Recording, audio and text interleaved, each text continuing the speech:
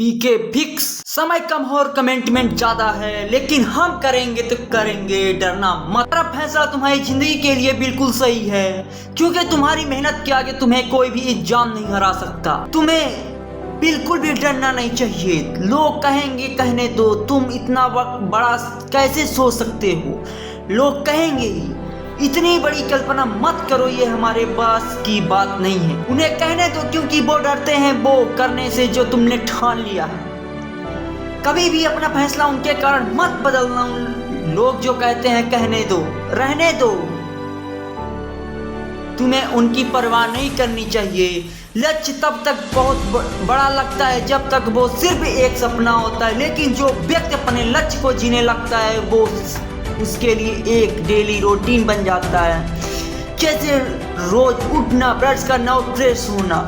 बस एक बात याद रखो, हार मत मानना। लोग कहेंगे, कहने दो। तुम्हें उनकी परवाह नहीं करनी चाहिए। सोचो जरा, कितना लोग तुम्हारे फैसले से डरते हैं। उन्हें लगता है कि तुम्हारे लिए ये नामुमकिन है। भले तुम 100 बार कोशिश करो, 100 बार फेल हो, फिर भी उसे वो कहो ये तो जीनियस लोगों के लिए है। हम जैसे मिडिल क्लास या एवरेज स्टूडेंट के बस की बात नहीं है। लेकिन याद रखो, ये सब अपने नाकामियों और डर को तुम्हारे ऊपर थोप रहे हैं। अगर तुम उनके साथ उलझने लगोगे तो बस अपनी ऊर्जा बर्बाद करोगे।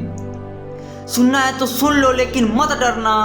हर दिन वो तुम्हें तुम्हारी गलतियां याद दिलाएंगी। क्या होगा अगर भी इंटरव्यू में फेल हो गए, सरकारी नौकरी नहीं मिली तो कोई प्राइवेट जॉब करनी पड़ेगी। ऐसे लोग को बस मुस्कुरा कर कह दो, अरे कमान, ये सब बकवास बंद करो। नौकरियां और ट्रेन दोनों आती रहती हैं, थोड़ा वक्त दो। तुम अपने ड्रीम जॉब जरूर करोगे, चाहे वो सरकारी हो या प्राइवेट या कुछ और। डरना मत। सबसे बड़ा लक्षण है डरना मत, बिल्कुल भी नहीं। चाहे सामने तुम्हारे दोस्त हो या सहकर्मी या दुश्मन, तुम्हें बस याद रखना है, मुझे जीतना है, जीतना ही है। कभी भी कोई गैर कानूनी काम मत करना। लोग जो कहना है चाहते हैं कहने दो। तुम्हें बिल्कुल भी डरना नहीं चाहिए, कोई फर्क नहीं पड़ता अगर तुम्हारी नौकरी चली भी गई तो।